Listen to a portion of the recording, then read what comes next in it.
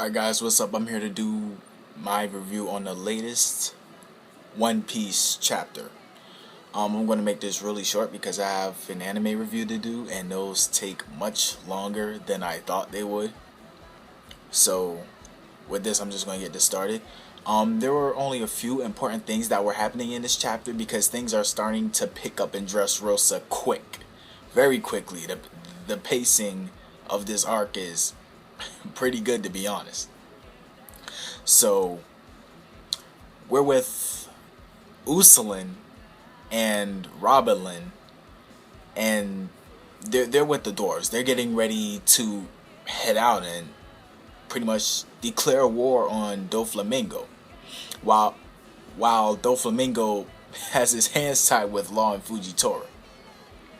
So while Usopp and Robin and the dwarves are ready to go to the flower fields, I think, to meet up with their generals, I believe the mayor the mayor of the dwarves, I'm not really sure, he pretty much says that their war did not start with Doflamingo 10 years ago. It actually started 900 years ago. So that starts to make you think, who were they at war with at that time? Could it have been, oh man,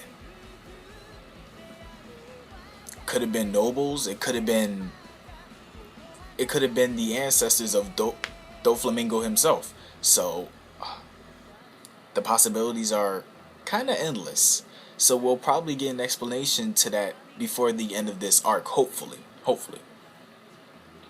So after that, we go with Chopper, Brook, Nami, and Momonosuke. Now, it seems that I was wrong. Jola, she does not have the toy fruit. She has the art fruit. It was confirmed in this chapter. But there is somebody in the Don Quixote family who has the toy fruit, which explains why the people were turned into toys. So in a sense, I was right that somebody had the toy fruit, but it just wasn't Jola. So with Jola, she pretty much just immobilizes them by turning them into art. Even Brook So Solid is completely useless. So they can't do nothing. So how are they going to solve this issue? With that, we go to Frankie and Zoro and the toy soldier.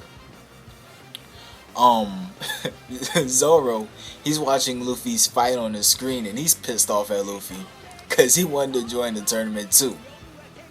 But Luffy or Frankie didn't tell him, so he can't. And with that, he remembers that he has to go back to the ship to save Nami, Chopper, Brook, and Momonosuke. So it's pretty much going to be confirmed that Zoro's going to go up against Jola. Although I can't really see him dealing a death blow to a lady. So it's kind of interesting to see how that's going to turn out. And we go back to Law, Fujitora, and Doflamingo. Now we don't see Fujitora at all in this scene. So it seems as if Fujitora has been taken out either by Law or Doflamingo. Either that or he's probably just temporarily immobilized and he'll probably get back up on his feet and join the fight. Either that happened or we're suspecting that he has been defeated, which is possible, but I probably would doubt it. So with that, Doflamingo is speaking to Law, and he's saying, this little alliance of yours is not going to last. You should have just tried to make things easier on yourself by lying to Fujitora. And it seems that Law is pretty beat up himself, and it looks like Doflamingo is fine. So to see how Law is going to get out of this alive is going to be pretty interesting. So another piece of important information we get is from Jola as well, when she was with Momonosuke, Brook, Nami, Chopper, and etc. She explains to them how Doflamingo pretty much had all of this set up. He knew Luffy would join the tournament if he learned about the Mirror, and he knew that some people were going to stay at the ship while others break up to hand in Caesar. So Joel is pretty much saying that Doflamingo knew all of this would happen, and that Doflamingo came up with a plan to take each of them out separately. Because let's face it, if they tried to fight them all together, they would have a pretty tough time. So, I mean, it's just showing that this chapter is pretty much showing the cunning of Don Quixote Doflamingo. Because not a lot of One Piece characters would have been able to devise a plan like that. Because most of them are idiots, to be honest. A lot of One Piece characters are idiots. So, with that saying, it's just showing the cunning of Doflamingo. The last piece of this chapter is that we also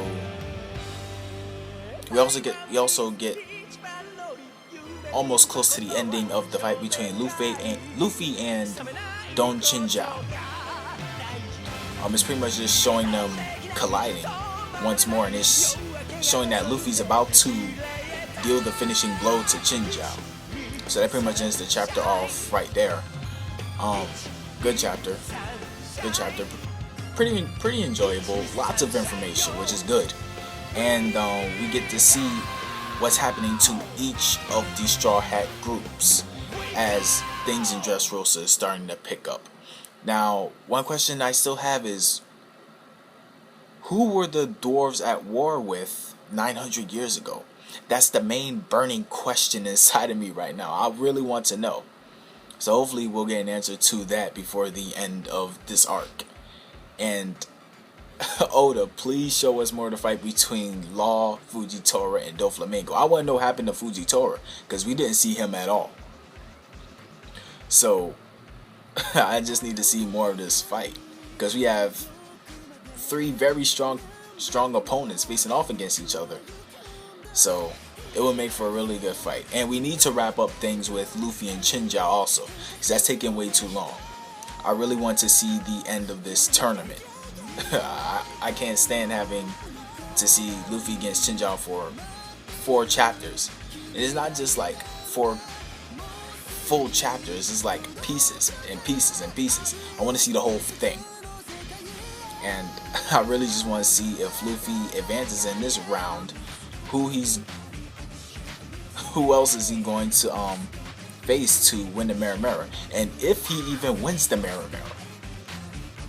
So that's pretty much all my thoughts for this chapter. Rate, comment, subscribe, guys. I'm out.